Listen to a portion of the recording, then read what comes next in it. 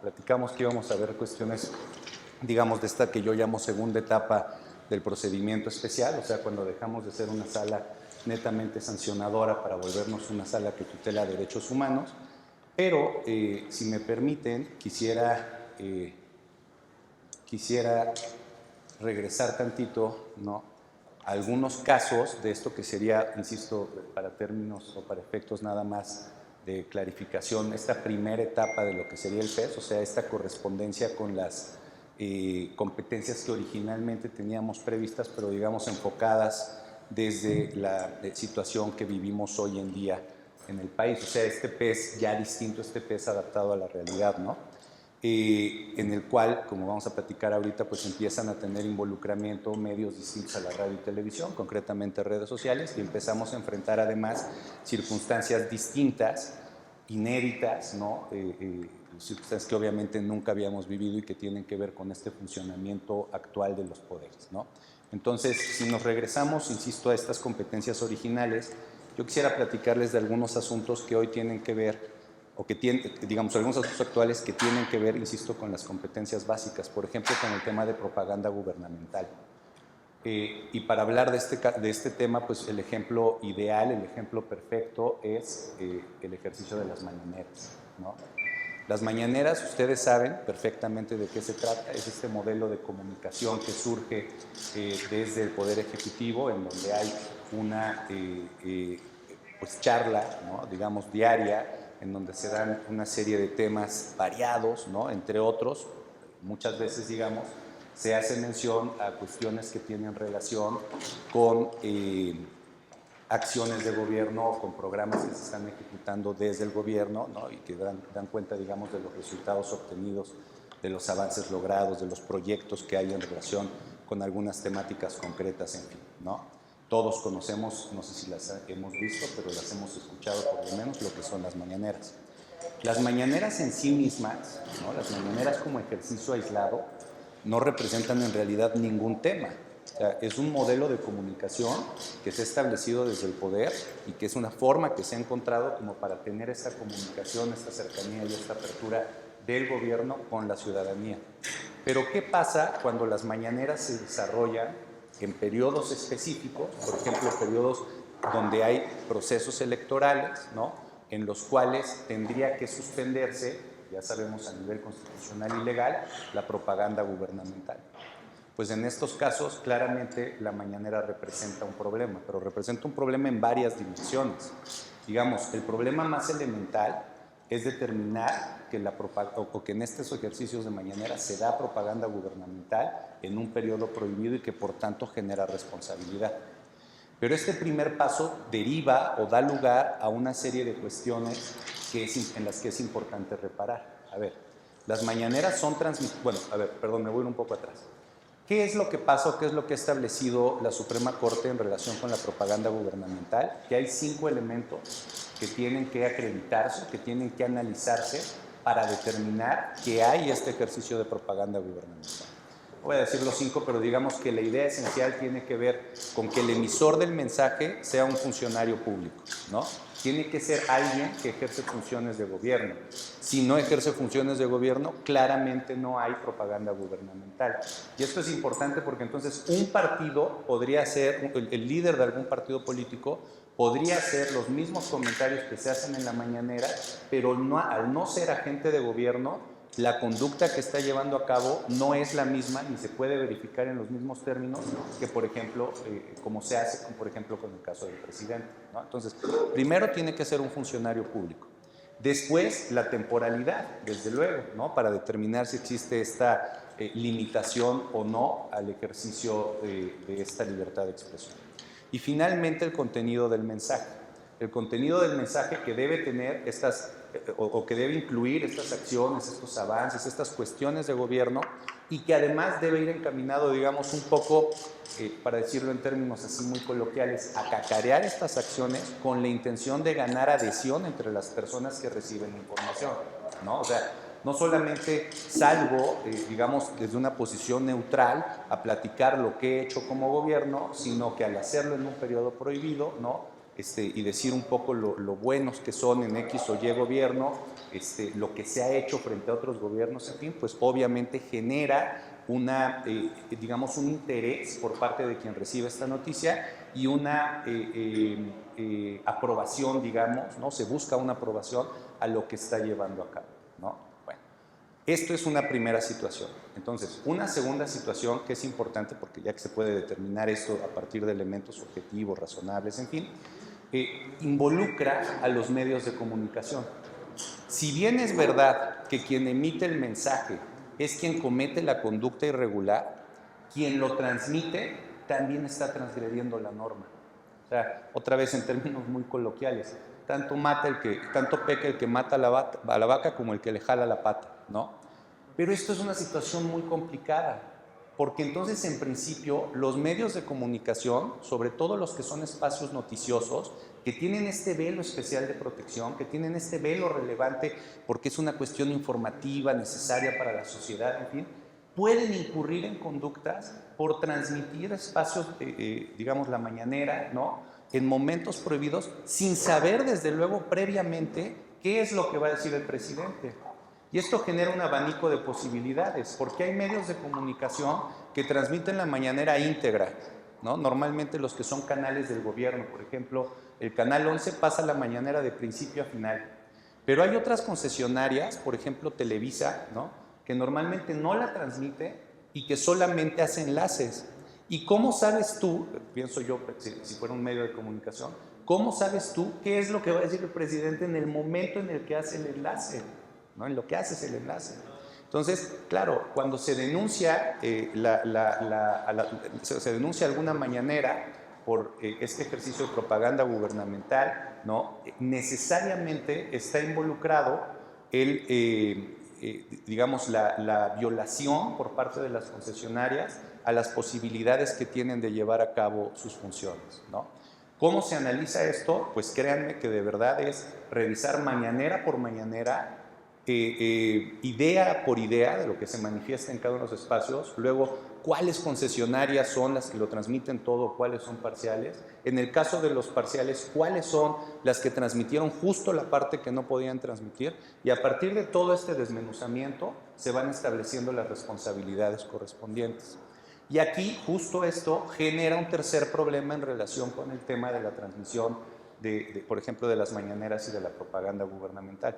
Aquí no está de más decir, aunque creo que quedó claro desde ayer, que estoy hablando de las mañaneras que se transmiten en los momentos en donde puede haber, o hay, mejor dicho, campaña electoral. Acuérdense que la prohibición de propaganda gubernamental es desde el inicio de las campañas hasta el momento en el que se lleva a cabo el proceso electoral.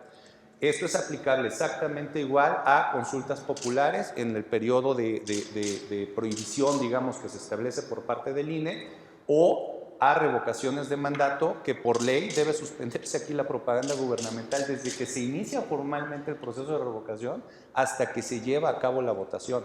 En este ejercicio que tuvimos este año fue desde el 4 de febrero hasta el 10 de abril, ¿no? Marzo, abril, 2 meses completos, no pudo haberse dado esta propaganda gubernamental. Para efectos prácticos, lo cierto es que por lo menos a nivel de denuncias hay muchísimas, ¿no?, que involucran justo la difusión de propaganda gubernamental en este tipo de procesos. Bueno, el tercer elemento que les quería comentar a propósito de las responsabilidades. A ver, el presidente a nivel constitucional tiene un régimen especial de responsabilidad. Lo sabemos todas y todos. No puede ser acusado, no puede ser sometido a proceso más que por algunos supuestos súper específicos que tienen que ver desde luego con cuestiones, digamos, de gran impacto, ¿no? Traición a la patria, son supuestos tasados que no se pueden desde luego aumentar y que son específicos en relación con esto. Fíjense el problema que esto genera, porque entonces si nosotros determinamos responsabilidad, por ejemplo, en el caso de difusión de propaganda gubernamental, por la difusión de la mañanera, no podemos sancionar. No hay forma de sancionar. Lo más que podemos hacer es determinar la responsabilidad y una vez hecho esto, que lo hemos generado en varias ocasiones, ¿no?, es hacer exhortos, conminar, vincular, pero de ahí no pasamos. Y esto es una situación muy complicada. Tengo que decirles, esto solo como anécdota, que este problema se presentó por primera vez en relación con unas manifestaciones que hizo el entonces presidente Felipe Calderón en algún evento en el que participó.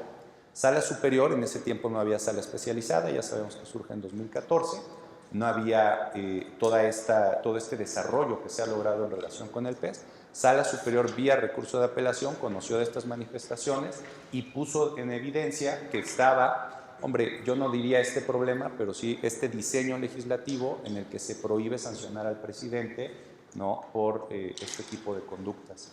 Nunca, tampoco esto es una crítica, solamente es una narración, nunca habíamos enfrentado una situación en donde hubiera una repetición constante de esta actitud, a pesar de que ha sido pues determinada vía responsabilidad por parte de las autoridades jurisdiccionales, ¿no? Pero se ha seguido insistiendo en este tipo de planteamientos por parte del Ejecutivo, y aquí voy a introducir otro tema, también por parte de los servidores públicos, ¿no?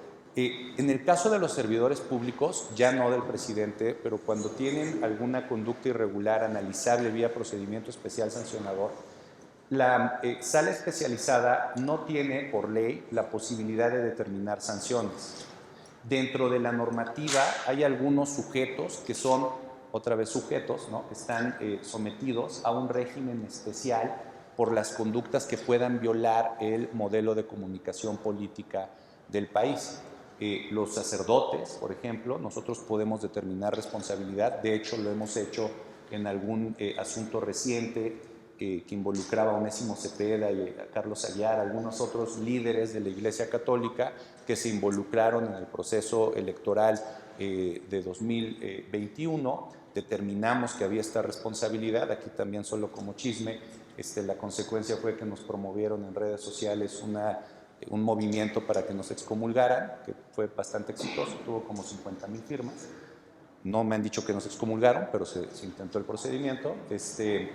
Pero ya no pudimos determinar nosotros la cuestión de la sanción que correspondía.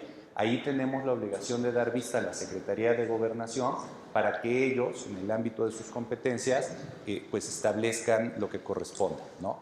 Otro régimen especial lo tenemos, por ejemplo, en el caso de los notarios, ¿no? Los notarios tienen una función de coadyuvancia en el proceso electoral, deben estar atentos para emitir una serie de certificaciones que puedan ser relevantes para establecer violaciones, en fin, a la normativa dentro de los procesos, y como en este caso también podemos determinar responsabilidades, pero no imponer sanciones.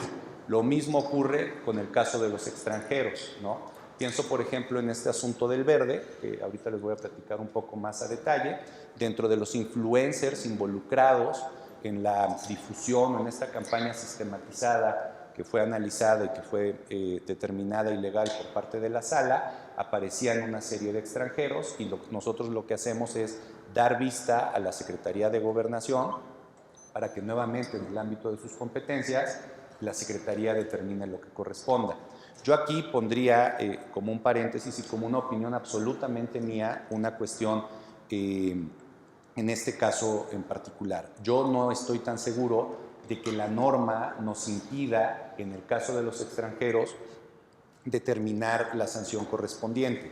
La idea de que no podemos hacerlo se ha construido a partir de lo que establece el artículo 33 de la Constitución, que está, a mi juicio, más bien relacionado con que cuando los extranjeros digamos, cometan alguna conducta que sea irregular, una de las posibilidades que existe es que se determine su expulsión previo procedimiento, desde luego que se respeten las garantías del debido proceso, que se lleve a cabo.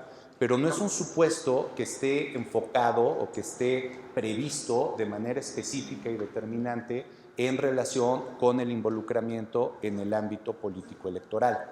Tanto así que si leemos la Ley General de Instituciones y Procedimientos Electorales en la parte en la que habla del régimen de sanciones, vamos a ver que hay un supuesto en donde se habla de que sujetos sancionables son las personas físicas en general. Personas físicas que incluye desde luego nacionales y extranjeros. Entonces yo creo, y así lo he votado, que hay una lógica doble que no excluye nuestra posibilidad de sancionar cuando los extranjeros violen el modelo de comunicación política.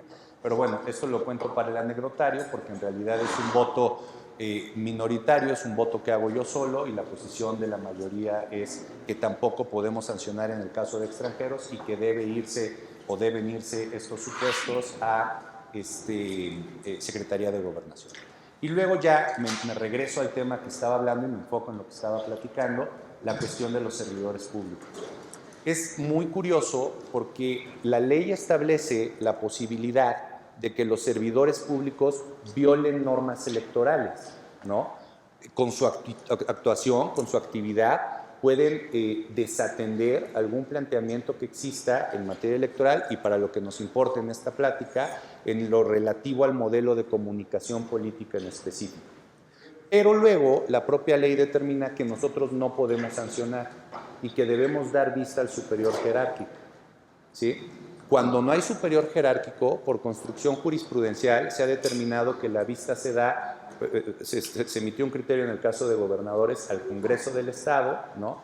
Y lo que se ha hecho recientemente es darle vista a las contralorías internas. ¿Y qué es lo que pasa? Que muchas veces estos superiores jerárquicos, estos congresos, o bueno, ¿qué es lo que pasaba? Estos superiores jerárquicos, estos congresos o estas contralorías no imponían sanción alguna o a veces imponían sanciones distintas frente a la misma conducta. Pienso en un caso, por ejemplo, que involucró hace un par de años al gobernador de Chihuahua y al jefe de gobierno, el entonces jefe de gobierno de la Ciudad de México, que cometieron la misma conducta, a quienes se les determinó la misma responsabilidad y que sin embargo fueron sujetos de sanciones distintas. En el caso del gobernador de Chihuahua se le impuso una amonestación pública e insisto, frente a las mismas conductas y los mismos hechos, al jefe de gobierno de la Ciudad de México se le inhabilitó por 10 años, ¿no? Entonces, había esta disparidad. Y había otros casos en los cuales la autoridad que tenía que analizar decía, ¿sabes qué?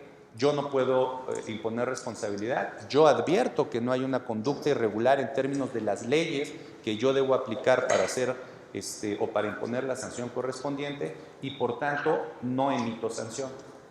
¿Qué es lo que hicimos nosotros? Nosotros, hablo del magistrado Espíndola y de su servidor cuando llegamos hace 2 años, pues empezamos, y aquí también con el apoyo de la magistrada Gaby, empezamos en vía de cumplimiento a exigir que se impusieran sanciones, las sanciones que correspondieran, ¿no? Un poco se les decía, a ver, ya determinamos responsabilidad, tú no me puedes decir que no puede haber algún efecto o alguna consecuencia de esta conclusión.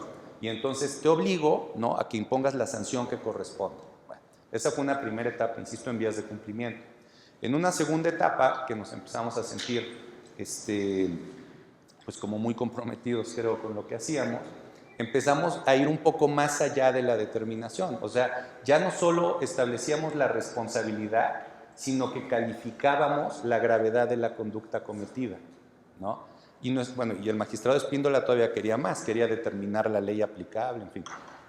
Un poco la lógica que teníamos es, si las conductas se cometieron en el ámbito electoral, si la responsabilidad se determinó en el ámbito electoral, entonces hay que establecer en el mismo espacio cuál es la gravedad de la conducta, ¿no?, para efecto de que la autoridad administrativa que corresponda ya a partir de estos parámetros solamente busque, digamos, una consecuencia dentro de la ley de responsabilidades administrativas que pueda ser aplicable o que corresponda con este tipo de cuestiones.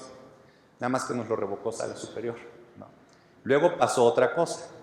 Dentro de estas sanciones o estas resoluciones que generábamos, en algún momento sancionamos a un legislador, era un diputado que hoy gobierna un estado, y la Cámara de Diputados presentó varias quejas contra nosotros, diciendo que no estábamos cumpliendo con nuestras funciones, que no estábamos haciendo lo correcto.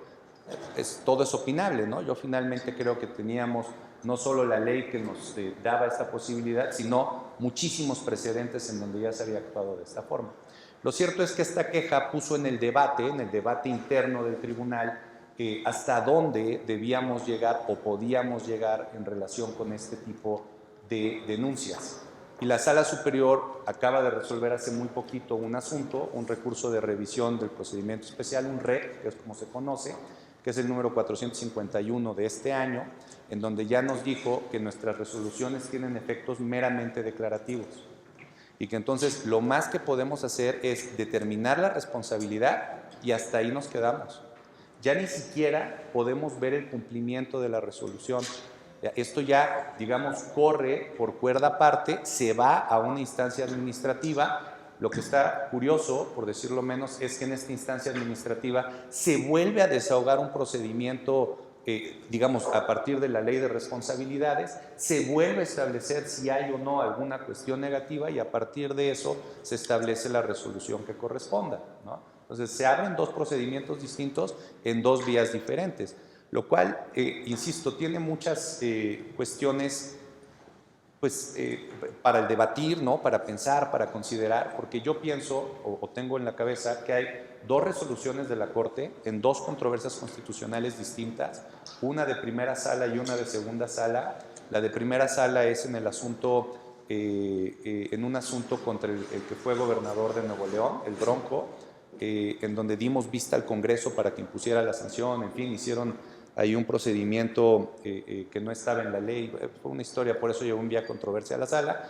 Otra, insisto, de segunda sala, en donde nos dicen que hay un régimen de responsabilidades electorales y que ese régimen de responsabilidades electorales está a cargo del propio tribunal. Entonces, a mí me parece que en principio sí tendríamos elementos normativos y criterios de órganos jurisdiccionales que nos permitirían imponer este tipo de determinaciones. No sancionar, eso yo no tengo duda, pues la ley nos lo prohíbe expresamente, ¿no?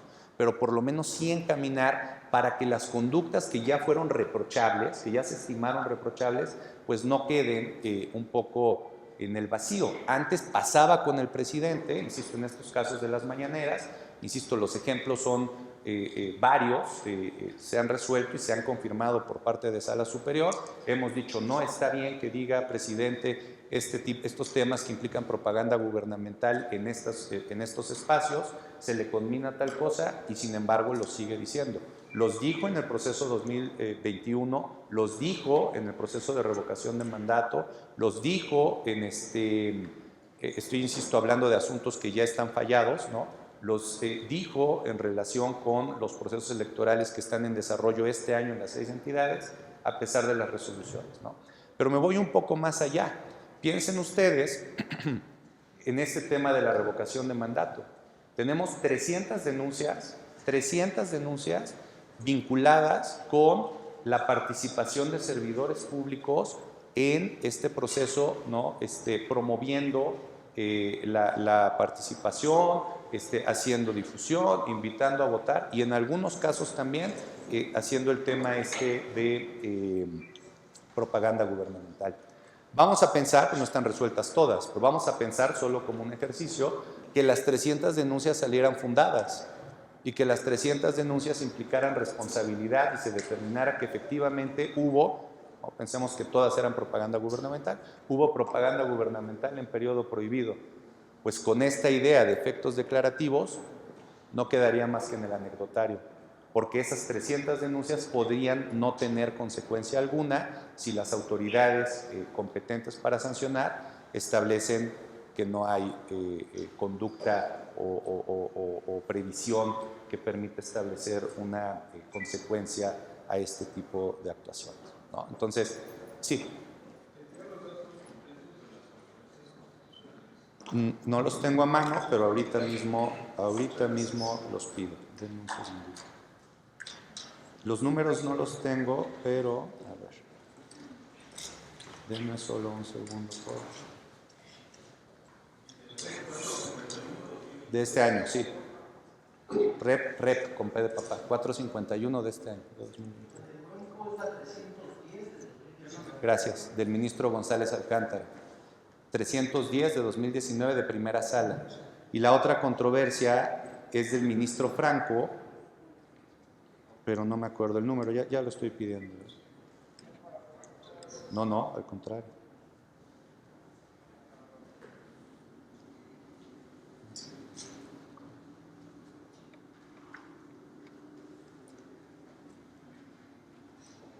Listo. Ahorita en cuanto me la manden, se los digo.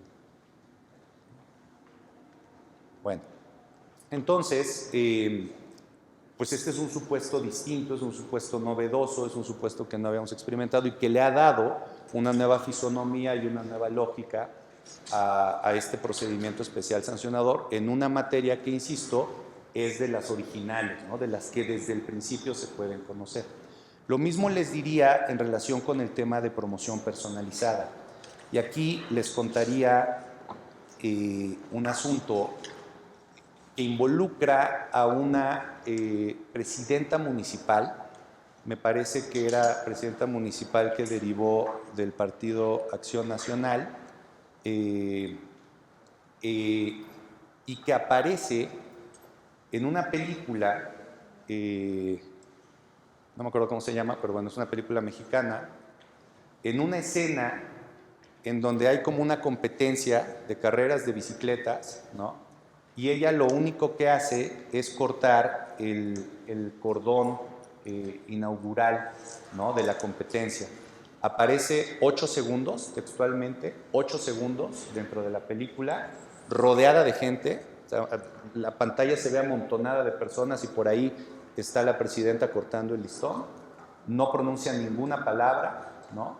Y se le acusa de promoción personalizada. ¿Cuál es? Bueno, y esto que les estoy diciendo,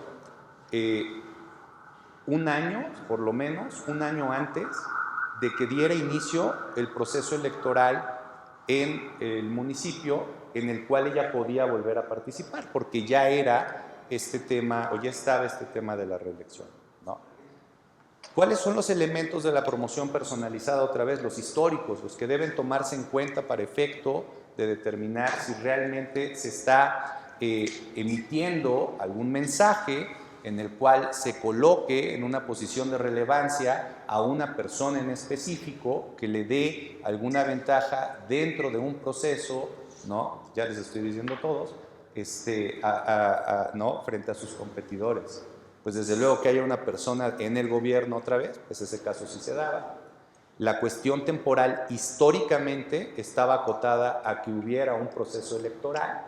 Aquí no se actualiza ese elemento, pero estamos en un supuesto de reelección y entonces había que ver la proximidad, ¿no?, la proximidad de esta actuación, de esta conducta frente o digamos a la fecha o al inicio del proceso, y desde luego el contenido del mensaje, porque uno de los requisitos es que haya un mensaje en donde se promocione a alguna persona en particular. Y aquí, como les dije, y esto sí es textual, la presidenta municipal no abría la boca. De verdad aparecía rodeada y cortando un listón, ¿no? Bueno, la sala especializada por mayoría determinó que existía promoción personalizada. Y la determinación fue cumplida, ahorita les voy a explicar por qué, un poco por la pregunta que me hicieron ayer. Me quedé pensando mucho en lo de los efectos interpretativos, a propósito de de los equivalentes funcionales, ¿no? Diría, el diablo está en los detalles, ¿no? Por mayoría la sala especializada determinó que había responsabilidad y luego fue confirmado por sala superior. Y esto me serviría para dos cuestiones. Primero, para comentarles a propósito de ayer, de la plática de ayer, perdón, me están preguntando de la controversia, por eso contesto, a propósito de la plática de ayer, ¿no?, que me decían, oigan, pero es que, ¿qué pasa con las... y aquí está. La controversia de segunda sala es la 229 de 2018. En esta concretamente es donde se habla de manera expresa de la responsabilidad electoral como un elemento más de los supuestos de responsabilidad constitucional. Ya ven que hay responsabilidad administrativa, responsabilidad política, responsabilidad penal, ¿no? Aquí se habla concretamente de una responsabilidad electoral, ¿no? No, ¿de qué? Bueno, primero, esta película estaba en una plataforma, o sea, no es una película que haya estado en el cine, estaba concretamente en Netflix, ¿no? Uno de los efectos de la resolución fue ordenar a Netflix que editara la película. Tuvimos que hacer desde luego una traducción, ¿no?, de la sentencia y mediante apoyo consular, si no mal recuerdo, estoy casi seguro que eso fue, mediante apoyo consular,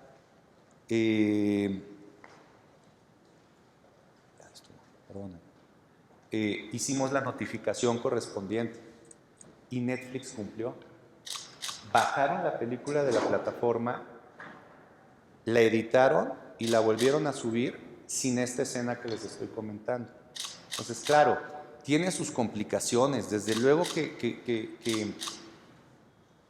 acomodar, ¿no?, el modelo de comunicación política a lo que vivimos en la actualidad es complejo, pero pues esa es la chamba que tenemos.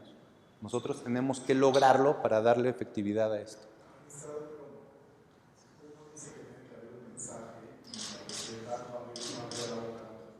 Ahí voy. Te digo que el diablo está en los detalles. Sí, a ver, te tengo que decir que el voto en contra fue mío, ¿eh? Yo en principio tampoco estuve muy convencido de la determinación, no solo porque no emitía mensajes, sino porque además, digamos, el impacto de la promoción tendría que ser diferenciado, no solamente para el estado de Aguascalientes, sino para el municipio concreto. Y entonces, para mí, eso nos hubiera llevado a la necesidad de determinar, y perdón porque va a parecer un poco curioso, pero les juro que así fue. O sea, para mí hubiéramos tenido que determinar cuánta gente del municipio en edad de votar vio esa película. Si no, entonces me parece que desnaturalizábamos la idea de promoción personalizada. No dice nada y además, insisto, pues es una película que está en una plataforma global. No sé cuántas vistas tenga, yo tengo que confesar que la vi antes del asunto, ¿no? Pero vamos a pensar que la habían visto 10,000 personas y si 9,000 eran extranjeras. O sea, ¿cómo medimos objetivamente ese impacto? Bueno, la parte que resolvió, por la que confirmó Sala Superior este asunto, fue que dentro del expediente había una constancia de que el municipio había aportado recursos para catering y no me acuerdo qué otra cuestión, pero había aportado recursos en relación con la película que se estaba haciendo. Entonces, claro, vinculando la aportación, la aparición, en fin, tengo dudas de si realmente la sala lo que confirmó fue la promoción personalizada o el uso indebido de recursos públicos, ¿no? Pero bueno, la sanción sí se actualizó y la consecuencia es esto mismo que les platicaba, de no poder sancionar, sino de dar vista a la autoridad correspondiente para que impusiera la sanción que correspondía. Caso de que no hubieran pagado los recursos por parte del municipio, entonces pues, a ver, no hablemos de hubiera, porque podríamos entrar a un mundo de especulaciones, pero el ánimo o el elemento que determinó la decisión de Sala Superior, en específico, fue este pago de pues, viáticos o lo que sea, ¿no?, de colaboración, digamos, para que se pudiera llevar a cabo la película, ¿no? Un poco, insisto, que es lo que platicábamos ayer, ¿no?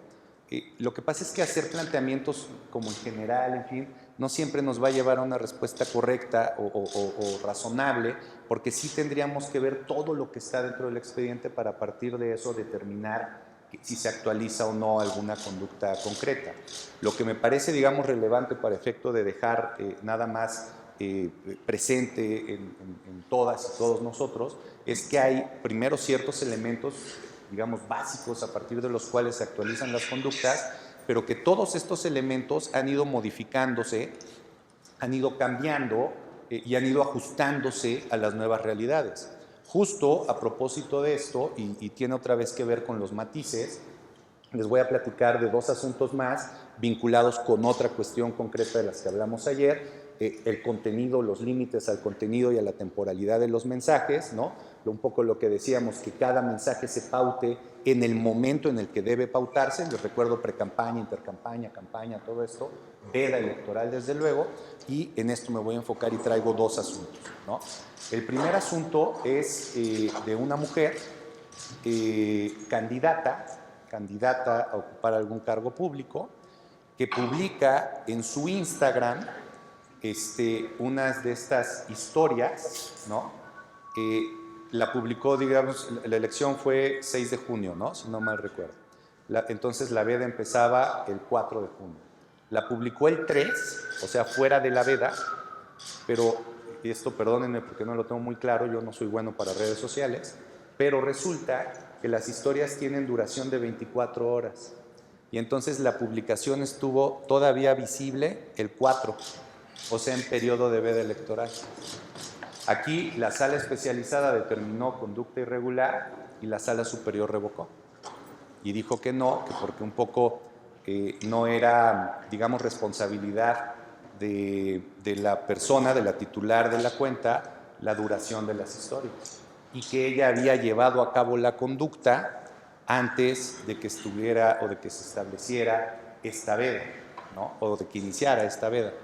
Tengo que decir también, e insisto en mi desconocimiento de las redes, que también me genera dudas, porque según yo, tú puedes quitar las historias, según yo, ¿no? Entonces, me parece que sí podía caber un poco de responsabilidad y de exigencia de decirle, si sabes que no puede estar visible en este momento, pues entonces hay que quitarlo.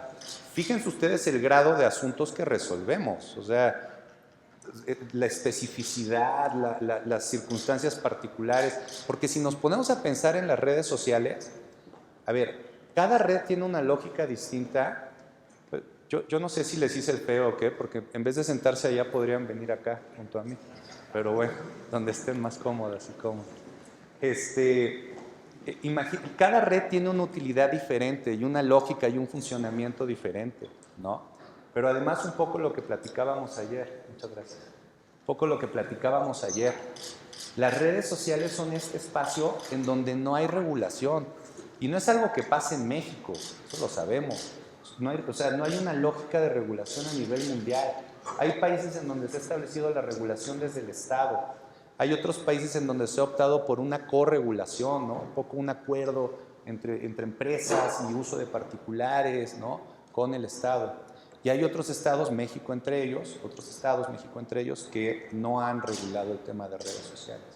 Y sin embargo, redes sociales sustituyó prácticamente por completo el papel de la radio y de la televisión, que es la base del modelo de comunicación política. Estamos juzgando redes sociales con un modelo basado y desarrollado en la lógica de la radio y la televisión, ¿no? Bueno. Y entonces, claro, es además, más bien, antes de pasar al claro, además, no perdamos de vista una cosa, este último proceso electoral se desarrolló en pandemia. Si bien es cierto que hubo varios espacios de mítines y de reuniones y todo eso, las redes sociales tomaron un papel en extremo relevante para que se estableciera o se funcionaran, digamos, como un canal de comunicación importante entre los candidatos y los electores. Entonces, tuvimos un montón, pero un montón de asuntos vinculados con redes sociales. Viene, por ejemplo, a mi cabeza otro en donde el presidente de un partido, un partido político pauta un promocional en radio y televisión. Y el Instituto Nacional Electoral, como parte de las medidas cautelares, lo retira del aire. Y entonces le da, un poco como se hace normalmente en radio y televisión, le da 10 horas para que quite ese promocional de estos medios electrónicos, ¿no?, de comunicación, pero le da las mismas 10 horas para que ese promocional lo quite de sus redes sociales. Y entonces, claro, o sea, cuando podría haber sido inmediato, creo yo, pero bueno, claro, ¿qué fue lo que hicieron los de este partido político? Pusieron un mensaje en el que dijeron, nos ordenaron que quitáramos este promocional de nuestras redes, ¿no? Pero aquí se los dejo porque tenemos 10 horas para que ustedes lo retuiteen. Y entonces, si una persona lo retuitea, una persona que no es parte de los sujetos involucrados, que no tiene pautas, en fin, ¿dónde está la conducta sancionable? Y si el sujeto del partido político decide retirar, aunque lo pudiera haber hecho de inmediato, decide retirar de sus redes sociales el promocional a las 9 horas con 59 minutos, pues lo está haciendo en tiempo, lo está haciendo en el tiempo que le dieron. Otra cosa es que a lo mejor le puedas reprochar desde otro punto de vista, ¿no? Oye, pero si lo pudiste hacer de inmediato, pues cumple la ley, pero no incumplió de ninguna forma, bueno, creo yo, no incumplió de ninguna forma lo que se le había ordenado porque se le dio un tiempo específico, ¿no? Bueno, entonces, Claro, las redes sociales tienen una utilidad, aquí sobra decirlo, yo no soy experto en redes sociales, de hecho soy todo lo contrario experto en redes sociales, pero tienen una utilidad que no podemos tampoco negar, ¿no? Tienen una potencia para ejercer la libertad de expresión como nunca antes se había visto. O sea, resulta que ahorita estamos en esta reunión y yo podría tomarle una foto a mi vaso de agua y decir, estos son los vasos de agua que dan en el Senado, en las clases del Senado. Y entonces la gente que está, lo pongo en mis redes y la gente que me sigue, pensemos en Twitter, ¿no? Lo retuitea. Pero luego la gente que sigue a las personas que están en mi Twitter y que no necesariamente tienen relación conmigo, también lo retuitea. Y hacemos el vaso de agua del Senado más famoso de la historia del país, ¿no? Esto pasa en la realidad. Ayer platicábamos un poco de ejemplos reales, ¿no? La primavera árabe. Es como el gran ejemplo inicial del impacto de las redes sociales, ¿no? Lo que les decía del Capitolio. Y casos más cercanos y dramáticos, aunque han tenido, en este caso sí tuvo utilidad o sí tuvieron utilidad de las redes sociales, pues la desaparición de una joven en Nuevo León, este chamaquillo al que le aventaron una piedra, o sea, se potencializa la difusión de las noticias a tal grado que se vuelven las redes sociales factores para exigir el cumplimiento de la norma y el ejercicio de actividades por parte de las autoridades. Esta es como la parte buena de las redes sociales, ¿no? A mí me generan algunos temores. Otra vez me regreso al ejemplo del Capitolio, ¿no? ¿Qué es lo que pasó antes o inmediatamente después? No me acuerdo en qué momento, pero fue muy cercano a lo del Capitolio. Le suspendieron su cuenta al presidente de los Estados Unidos. Una empresa particular le suspendió el medio de comunicación o un medio de comunicación ordinario entre un funcionario público y no cualquier funcionario público, el presidente de un país y sus gobernados. A ver, hay criterios de Estados Unidos y de México en donde se dice que un funcionario público que utiliza sus redes, ¿no?, para tener una vía de contacto con la gente, no puede bloquear, ¿no? Porque es un canal de comunicación. Son criterios judiciales. Y sin embargo, particulares, en este caso, en este ejemplo que les estoy poniendo, bloquearon este canal de comunicación oficial porque, entiendo, si no mal recuerdo, que se hizo el llamado a asistir al Capitolio por esta vía. Eso me parece peligroso. O sea, si lo pensamos un poco con calma, y no quisiera ser fatalista, creo que simplemente es una realidad que se presenta, ¿no? Estos factores reales de poder, que las redes sociales clarísimamente ya lo son, hoy tienen posibilidad de determinar algunas cuestiones relacionadas con el ejercicio del poder público, ¿no? Bueno, ya dejo un poco las digresiones, sí. En el caso de México, se está dando mucho la situación de los precandidatos presidenciales, donde diferentes entidades federativas se reúnen representantes de las secretarías de Estado, subsecretarios, para perfilar su candidato desde este momento. Pero aquí lo trascendente es que se están reuniendo con esa finalidad y se publica con ese objetivo y se da a conocer a los públicos para efecto de publicitar a esa persona, ¿Eso en qué opinión tiene? A ver, es que otra vez, un poco, sé que esto es complejo, y no quisiera parecer contradictorio con lo que estoy diciendo, porque además hay otra vez particularidades que no podemos determinar en cuestiones generales como las que estamos platicando. A ver, me regreso un poco al tema con las diferencias que puede haber, me regreso un poco al tema de Netflix. Promoción personalizada, que entiendo que sería un poco lo que estaríamos haciendo aquí, ¿no? O platicando aquí. Llegamos a una determinación de existencia a partir de un elemento distinto al que ordinariamente tendríamos que valorar para efectos de la promoción personalizada. Entonces aquí sería un poco lo mismo. La pregunta sería, ¿no?, en cada uno de estos eventos, ¿hay alguna invitación a votar a favor de una persona? Pensando en los elementos ordinarios, en los elementos tradicionales, ¿no?, de la promoción. pues habría que verlo, ¿no? ¿Estamos cerca del proceso electoral? Pues estamos a 3 años del proceso electoral, ¿no? O sea, habría que ver, ¿no? Si hay algún elemento, claro, claro.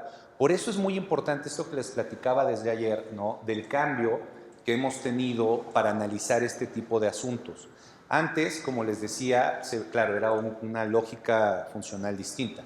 Pero antes se veía palabra por palabra los mensajes, se los juro, palabra por palabra. Lo que hacía la sala superior en la etapa en la que a mí me tocó era analizar incluso el significado gramatical de cada una de las palabras que integraban una oración para determinar la intención que se perseguía. Hoy estamos en una lógica mucho más contextual, en donde hay que revisar todas las cuestiones que están involucradas en un asunto específico para determinar si realmente se está generando una violación o no.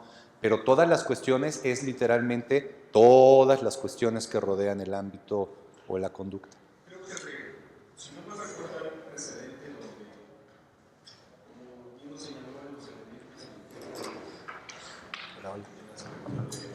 personalizados, aspecto temporal, aspecto histórico. O sea, si bien es cierto, en este momento no es objeto, no genera mayor problema, como es un elemento histórico, es generar todo el aspecto histórico, cronológico, hasta llegar al momento en que se registre como candidato. Porque eventualmente podría ni siquiera registrarse como candidato. Pero a ver, hay, digamos, los elementos están en una jurisprudencia, ¿no? O sea, son elementos muy claros. Precedentes, por ejemplo, de lo que estamos platicando, recuerdo el del presidente Peña Nieto, ¿no? Un poco el previo a que Peña Nieto fuera presidente, incluso candidato, implicó o involucró temáticas como que, por ejemplo, sus informes de gobierno, aunque eran del Estado de México, se veían a nivel nacional. O, por ejemplo, que aparecían revistas, ¿no? Ya les decía ayer que yo soy fanático del TV Notas. Cada martes que salía el TV Notas aparecía una nota de Peña Nieto, ¿no? Y todo eso se aportó en su momento, entonces, a la sala superior para hacer una valoración o una revisión relacionada con si toda esta presencia había generado algún impacto diferenciado y alguna posibilidad. Lo que pasa es que es muy complejo,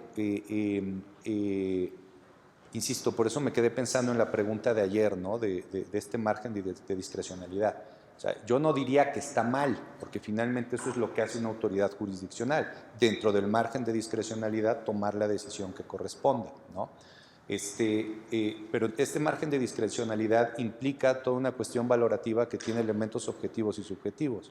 Si tú te basas en los elementos objetivos, sigo con el ejemplo de Peña Nieto, a ver, no me acuerdo exactamente de cómo se resolvió el expediente, pero casi podría asegurar que en ninguna de las publicaciones de TV Notas apareció alguna noticia en donde Peña Nieto dijera, vota por mí, ¿no? Entonces, elementos objetivos puede no haber. Y luego los elementos subjetivos, ¿hasta qué punto tú tienes demasiadas posibilidades que te permitan en su conjunto hacer una valoración que te lleve con un grado de certeza suficiente a una conclusión específica, ¿no? Los famosos indicios, la famosa adminiculación que tanto nos gusta escribir en las sentencias, ¿no?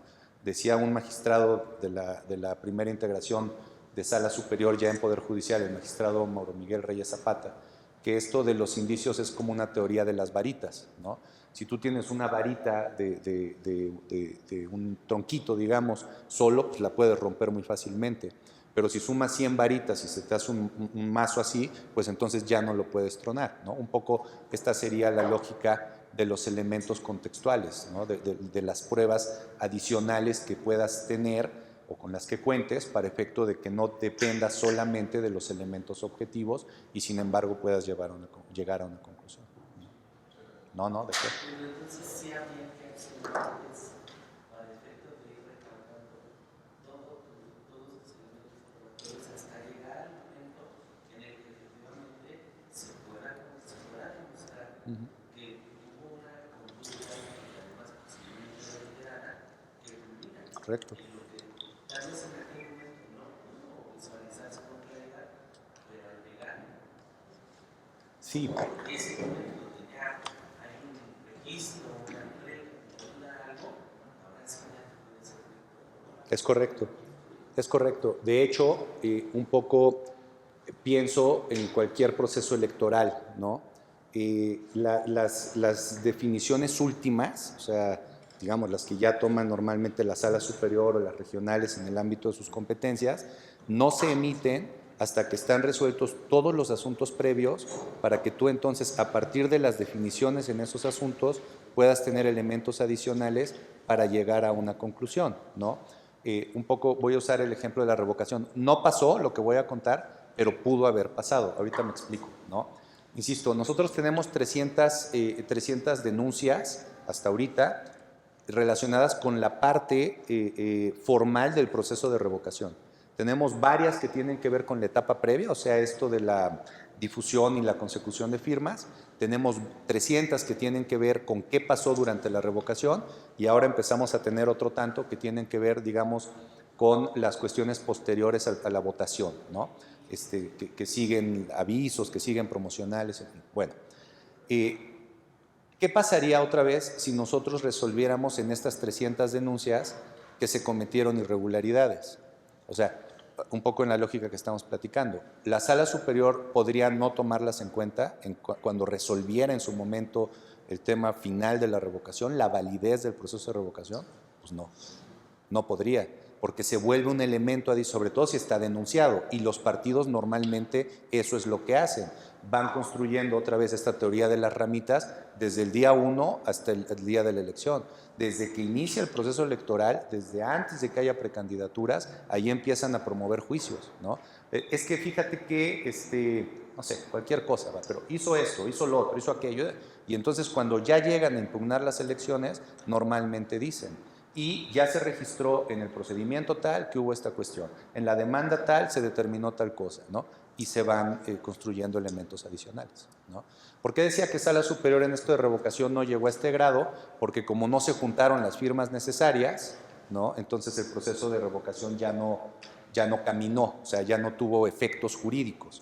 Y lo que resolvió la Sala Superior, creo que la semana pasada, o antepasada, cuando mucho, fue justamente eso, ¿no? Entonces ya no fue necesario para este efecto de la validez o no de la revocación, tomar en cuenta elementos adicionales. Sin embargo, sí le ordenó a la FEDE, o sea, la Fiscalía Especializada, le ordenó al INE y nos ordenó a nosotros que concluyéramos todas las denuncias que tengamos o incluso que buscáramos dentro de los juicios que ellos resolvieron elementos adicionales para generar nuevas denuncias con la intención de que las conductas irregulares sean analizadas y determinadas su legalidad o no. ¿No? ¿Sí? Sí, y el hecho de esa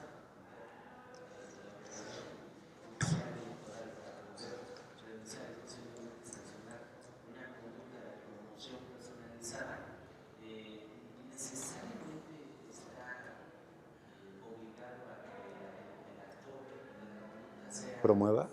Sí, o sea, no, o sea, cualquier actor. Y oficiosamente también. Claro, porque no lo conozcas, preservar como autoridad, es la equidad. Es correcto. Es la equidad de la Correcto. gobierno. Pero está ligado a que la persona que esté sea necesariamente funcionario como servidor. Es que depende de la conducta. O sea, por ejemplo, pensemos otra vez un poco en propaganda gubernamental. Ahí sí es necesario que sea un servidor público. Un poco lo que les decía ahorita. El miembro de algún partido político podría hacer eventualmente las mismas manifestaciones que un funcionario público sin que esto implicara una violación al tema de propaganda gubernamental en específico, ¿no? El tema de promoción personalizada también.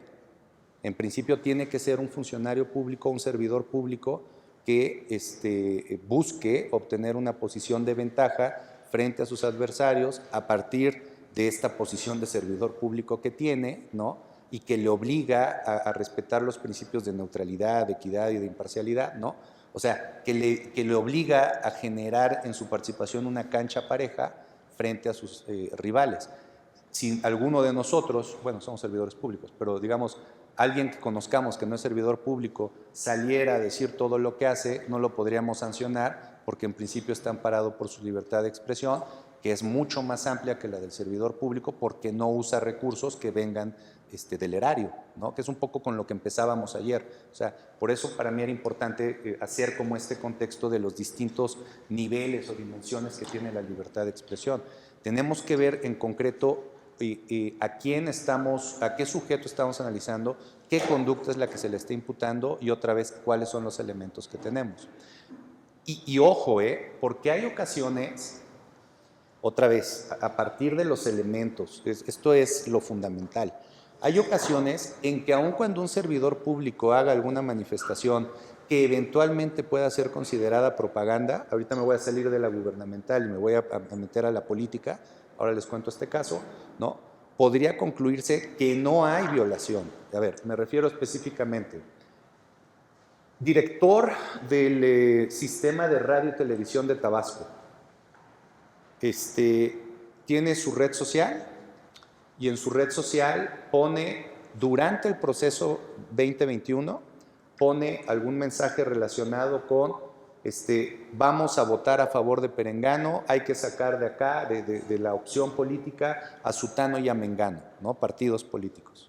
Y entonces, claro, denuncian, me parece que fue el PRD, denuncia involucramiento, propaganda política y propaganda electoral, más que política electoral, de este funcionario público que claramente no podría hacerlo en favor de una opción política y en contra de otras.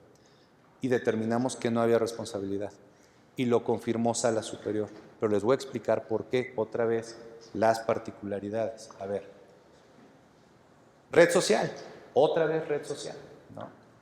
En la red social aparecía dentro de la página una imagen, ¿no? En donde estaba la foto de esta persona y en su perfil se identificaba como director, ¿no? Como funcionario del gobierno de Tabasco. Incluso creo que en algún espacio tenía una imagen de la dirección esta de comunicación social, no sé cómo se llama, ¿no? Sistema de Radio y Televisión.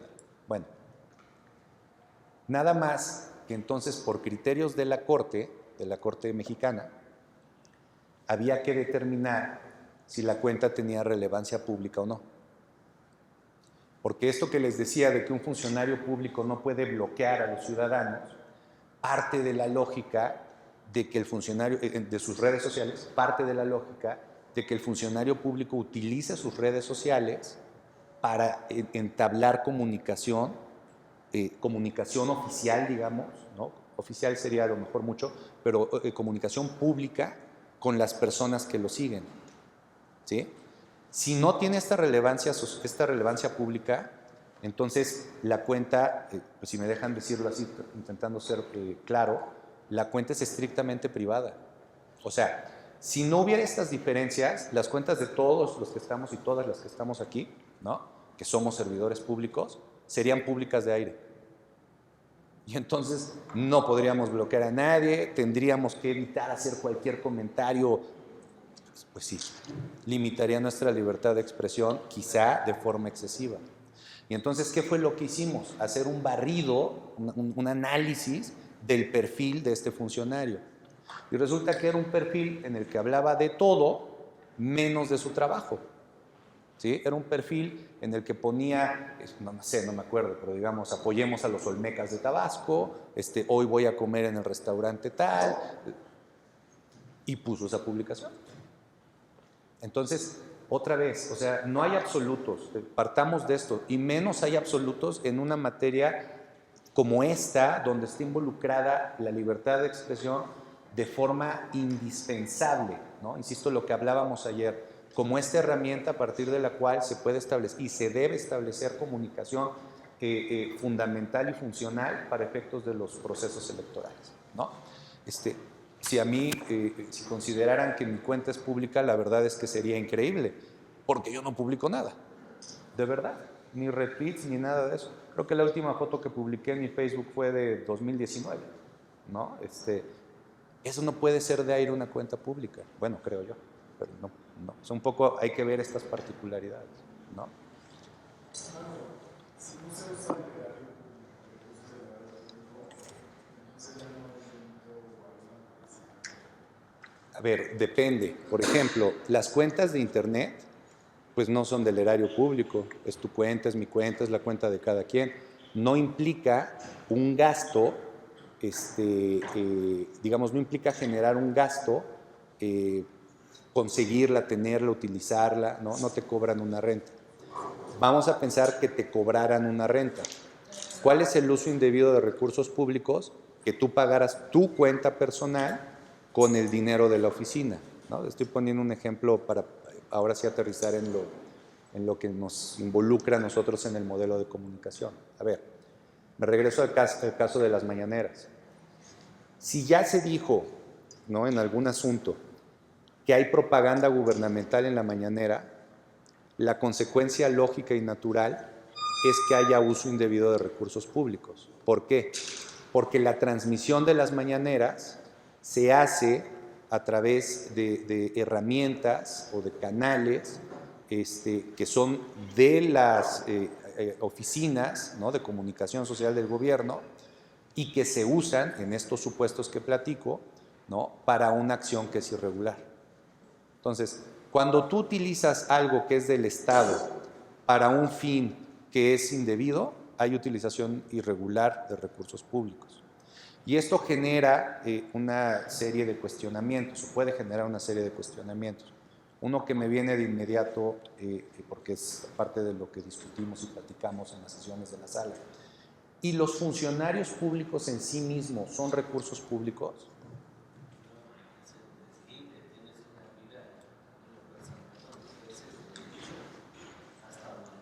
Podría ser.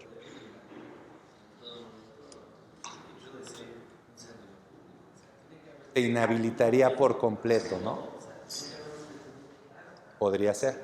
Yo comparto esa posición, pero hay personas, por ejemplo en la sala la magistrada Gaby, ella siempre ha considerado, siempre ha votado así, que los servidores públicos son en sí mismos recurso público y que por tanto cualquier actividad irregular que lleve a cabo un funcionario público implica el uso inadecuado de recursos públicos.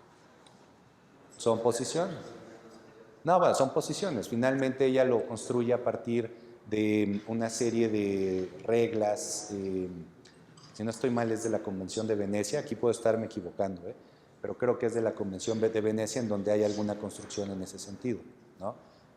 Pero bueno, o sea, eso es el uso indebido de recursos públicos. Ya no hay uso indebido, ya no hay uso indebido. Pero ahí podría, o sea, otra vez, tendríamos que ver todas las condiciones, porque por ejemplo, ¿qué pasaría si entras a radio y televisión y lo pagas de tu sueldo, queriendo ser candidato? Pues ahí no hay uso indebido, pero hay otra conducta irregular, porque nadie puede contratar para sí o para tercera persona acceso a radio y televisión, pues de lo contrario viola el modelo de comunicación política. ¿Sí? Insisto, no es tan lineal el tema, clarísimamente no es lineal el tema, ¿no? Por eso un poco platicaba con ustedes ayer, hay reglas y hay principios. Las reglas están muy fáciles, ¿no? Casi juegas con el librito. Si les ponía este ejemplo, si robas te vas a la cárcel, pues ahí no hay otra opción. Cuando robas te vas a la cárcel, listo.